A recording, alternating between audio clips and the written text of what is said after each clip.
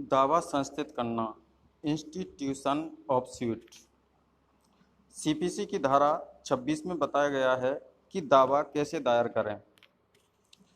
दीवानी दावा न्यायालय में वाद पत्र पेश करके, क्या पेश करके, वाद पत्र पेश करके संस्थित किया जाता है अथवा अन्य किसी तरह से। कहने का मतलब यह है कि न्यायालय में वाद पत्र भी पेश करके दावा दायर किया जा सकता है और अन्य किसी तरह से भी जो विधि द्वारा विहित, किसके द्वारा, जो विधि द्वारा विहित किया गया हो, तो उस तरीके से भी हम दावा दायर कर सकते हैं। अब किसी तरह से, अन्य किसी तरह से का मतलब है जैसे हिंदू विवाह अधिनियम है हमारा। हिंदू विवाह अधिनियम की धारा कितनी, 9, 10, 13 मामले में दीवानी प्रकृति के ही मामले हैं, लेकिन उनमें न्यायालय में अर्जी पेश करके, क्या पेश करके, अर्जी पेश करके दावा दायर किया जा सकता है। ठीक इसी तरह निर्वाचन संबंधी मामले कैसे हैं, दीवानी प्रकृति के मामले हैं। इनको संस्थित करने के लिए उच्च न्यायालय में क्या पेश की जाती है, रिट पिटीशन पेश की जाती है। तो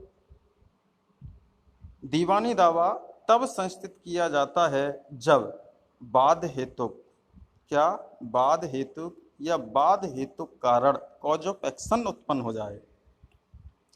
अब सवाल ये उत्पन्न होता है कि वाद हेतु क्या है। प्रतिपक्षी का कोई कार्य अथवा कार्यलोप अथवा भूल अथवा चूक जो पीड़ित पक्षकार को, किसको, पीड़ित पक्षकार को दावा संस्थित करने का अधिकार, राइट प्रदान करती है, उसे क्या कहते हैं हम, वाद हेतुक कहते हैं। जब वाद हेतु कारण उत्पन्न नहीं हो तो दीवानी दावा संस्थित नहीं किया जा सकता, और यदि संस्थित कर भी दिया जाएगा तो विपक्षी प्रारंभिक आपत्ति उठा लेगा, और यदि ऐसी दशा में न्यायालय यह पाता है कि वाद हेतु उत्पन्न नहीं हुआ है तो दावा क्या कर दिया जाएगा, खारिज कर दिया जाएगा। तो कहने का मतलब यह है कि दीवानी दावा दायर करने के लिए सर्वप्रथम कॉज ऑफ एक्शन का होना अति आवश्यक है। अगर कॉज ऑफ एक्शन उत्पन्न नहीं हुआ और दीवानी दावा संस्थित कर दिया गया तो विपक्षी पक्षकार आपत्ति उठा सकता है, और इस दिशा में न्यायालय पाता है कि वाद हेतु उत्पन्न नहीं हुआ है तो दावा क्या कर दिया जाएगा, खारिज कर दिया जाएगा। जब वाद हेतु उत्पन्न न होने के कारण दावा खारिज कर दिया जाता है तो ऐसे मामलों में पूर्व न्याय अर्थात रेस जुडिकेटा का सिद्धांत, डॉक्ट्राइन ऑफ रेस जुडिकेटा अर्थात पूर्व न्याय का सिद्धांत, जो कि सीपीसी की धारा 11 में दिया हुआ है, वो लागू नहीं होगा और वाद हेतु उत्पन्न होने पर पुनः दावा किया जा सकता है।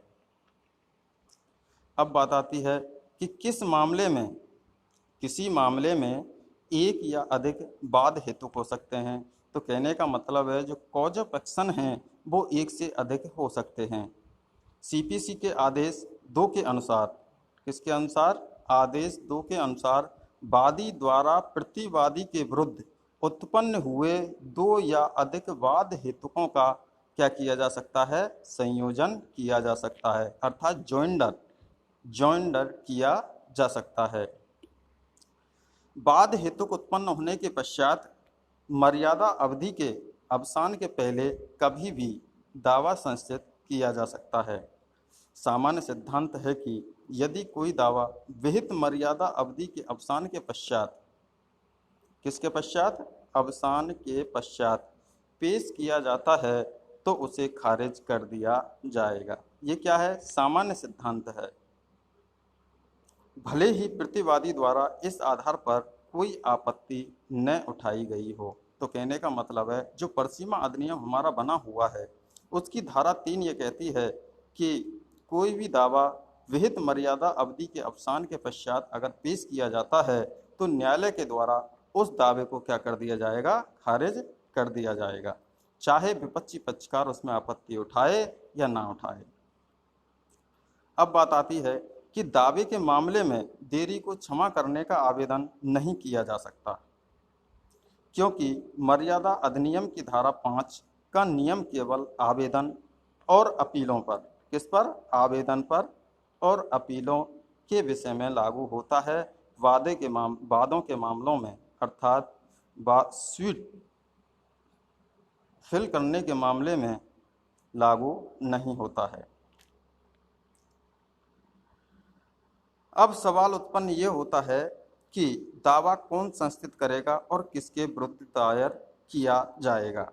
तो सीपीसी का आदेश 1 बताता है कि किसी दावे में 2 पक्षकार होंगे। कितने पक्षकार होते हैं? 2 पक्षकार होते हैं। एक होता है वादी और दूसरा होता है प्रतिवादी।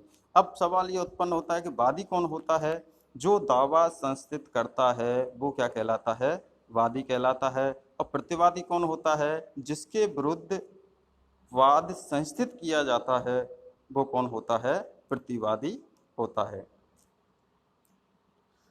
किसी मामले में 2 या अधिक वादी हो सकते हैं या 2 या अधिक प्रतिवादी हो सकते हैं। ऐसे में उन्हें क्या बोलते हैं हम? सहवादी या और सहप्रतिवादी। अर्थात एक से अधिक वादी हैं तो वो सहवादी होंगे और एक से अधिक प्रतिवादी हैं तो वो सहप्रतिवादी होंगे। अब सवाल ये उत्पन्न होता है कि किन व्यक्तियों को मामले में वादी के रूप में जोड़ा जा सकता है। तो यहाँ पर उन सभी व्यक्तियों को वादी के रूप में जोड़ा जा सकता है जिनको एक ही समव्यवहार और एक ही वाद हेतुक से संयुक्त रूप से अनुतोष पाने का हक उत्पन्न होता है। जो यदि पृथक पृथक दावा करते तो ऐसे दावों में विधि और तथ्य का एक ही प्रश्न उत्पन्न होता। ये बताता है आपका आदेश 1 का नियम 1। दूसरा सवाल ये उत्पन्न होता है कि किन व्यक्तियों को मामले में प्रतिवादी के रूप में जोड़ा जा सकता है। इसके संबंध में सीपीसी का आदेश 1 का नियम 37 ये बोलता है कि उन सभी व्यक्तियों को प्रतिवादी के रूप में जोड़ा जा सकता है जिनके विरुद्ध एक ही समव्यवहार और एक ही वाद हेतु से दायित्व उत्पन्न होता है और जहां पृथक दावा किया जाता है तो विधि और तथ्य, किसका? विधि और तथ्य का एक ही प्रश्न उत्पन्न होता अथवा उनसे अंतोष पाने का हक होता। उनसे अंतोष पाने का क्या होता? हक होता।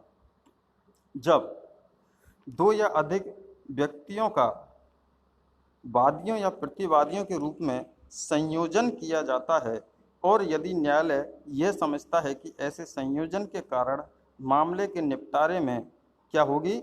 उलझन पैदा होगी तो या फिर विलंब होगा तो न्यायालय पृथक विचारण के आदेश भी दे सकता है या दावे के लिए प्रतिवादियों के निर्वचन का आदेश भी दिया जा सकता है। जब 2 या 2 से अधिक व्यक्तियों को वादी या प्रतिवादी के रूप में जोड़ते हैं तो इनको कानून की भाषा में संयोजन कहते हैं और जो भी संयोजन किया जाए वह सही होना चाहिए। अगर वादी और प्रतिवादियों को जोड़े जाने की गलती हो जाए तो इसके क्या परिणाम होंगे, ये बताता है आपका आदेश 1 नियम 9। तो इसका परिणाम होता है कुसंयोजन और असंयोजन। Thank you.